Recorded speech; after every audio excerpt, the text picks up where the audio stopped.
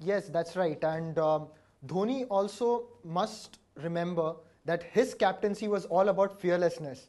I mean, who would have thought that he would toss the ball to a Joginder Sharma in the final over of the ICC World T20, or in fact promote himself in the final of a World Cup at Mumbai, that too when he wasn't in form. It's funny that, from Dhoni's record, it seems as if he's a very astute captain when it comes to the limited overs format. But in tests, I mean, due to his record, and I mean, experts say that he's pretty defensive in his approach. So I guess one side of the argument could be that you have no replacement for Dhoni, but is that strong enough to keep him as the captain? That's the question that needs to be answered. But ultimately, if he's to be replaced, then there has to be someone to take over the mantle. And if there's no one, then what can anyone do? So, talking about fearlessness and the fact that some people say that he's defensive in Test cricket, that's right. I mean, to some extent, there have been some instances since the England tour last year when one just watched the field settings or saw some of his choices and you felt, oh my God, what's he doing? Like, this isn't Dhoni. It came across in England and Australia. I mean, the field settings were all defensive and on the ropes, whereas they should have attacked, even though they were going for runs. I mean, that's the only way you can pick up wickets. So, I mean, it may work out for Dhoni. I mean, he does seem like a more aggressive person in limited overs, doesn't he? Yes, he does, and it looks like the limited overs format is his forte.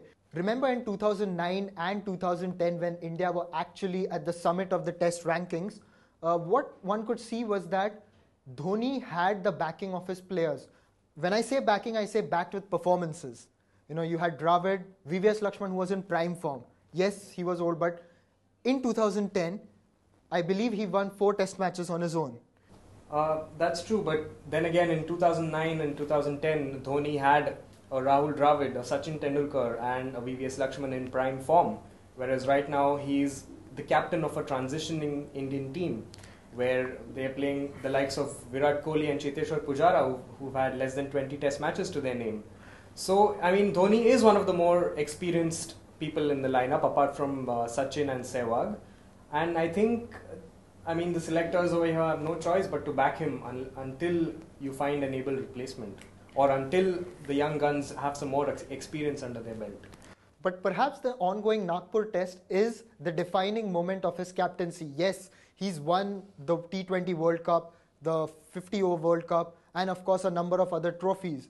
So in Test cricket, he took India to the #1 spot, but that was after all the years of consistency under the leadership of Saurav Ganguly, then Rahul Dravid and Anil Kumble. So Dhoni, in a sense, finished the job. And his job isn't finished as yet when it comes to taking this team through the transition era. And he has to build it, and that is where his legacy might actually be determined, don't you think? Yes, that's true. And I think that regardless of the result at Nagpur, whether India win or lose, the selectors have to make a decision. I mean, it shouldn't be that if India win, Dhoni is retained, but if India lose, he's sacked. They have to reach a decision now, and if they have to replace him with someone, then it has to be done after this test. So that the next 2 years, I mean, until December 2013, until the tour of South Africa. So it gives the team almost 2 years, well, not 2 years, sorry, 1 year, for the new captain to actually dig in. So this is a time when Dhoni's man management skills are being tested. In the past, he has been tested as a tactician. Well, there were certain rumors earlier, but they are more intense this time. And it's a home series. India is trailing when everyone expected them to win. So yes, this time, Dhoni, not the cricket captain, but Dhoni, the leader, is being tested.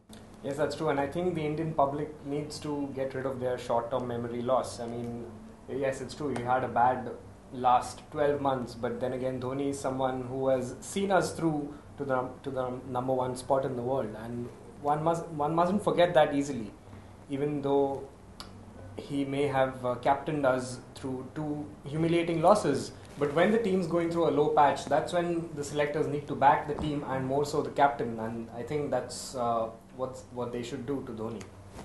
Yes, Dhoni needs support currently as India is trying to, of course, level things with England. And also with all these murmurs and reports, it can be very distracting.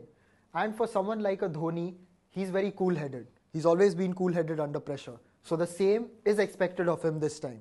Yeah, and it is, and then again the fickle-mindedness of the Indian public comes into view. I mean, if India do want to win the test, then people will say that Dhoni is cool-headed and sailed through all the criticism. But if he loses, then it'll be written that Dhoni has lost it and he's lost his calm and he's not the right man.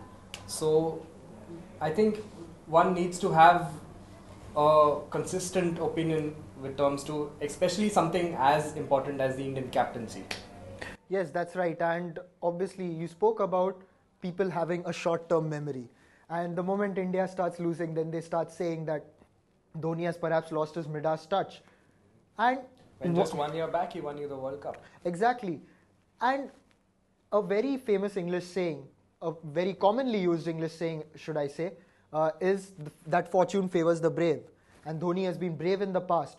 But of late, with India losing, he's been defensive and he hasn't been as brave as he was earlier. So perhaps that fortune is eluding him because of that.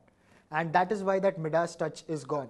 It may come back if perhaps he gets back into his attacking mindset. Now, in the long run, he said that he wants to retire from one format in 2013. He hasn't explicitly said which one, if he wants to go on to continue and play the 2015 World Cup. In all likelihood, one may guess that it is the test format that is going to be off his list. Keeping that in mind, India certainly needs someone who can take it from Dhoni. And as of now, there are no options. We spoke about Gautam Gambhir, we spoke about Virender Sehwag, and possibly the two youngsters. But there's one appointment is not in horizon, you can say. Yeah, and I definitely see Virat Kohli as the next Indian captain. That's what many would say. But I think it has to come at the right moment. Yes, Virat Kohli seems to be a good option. He captained India under 19 to victory in 2008.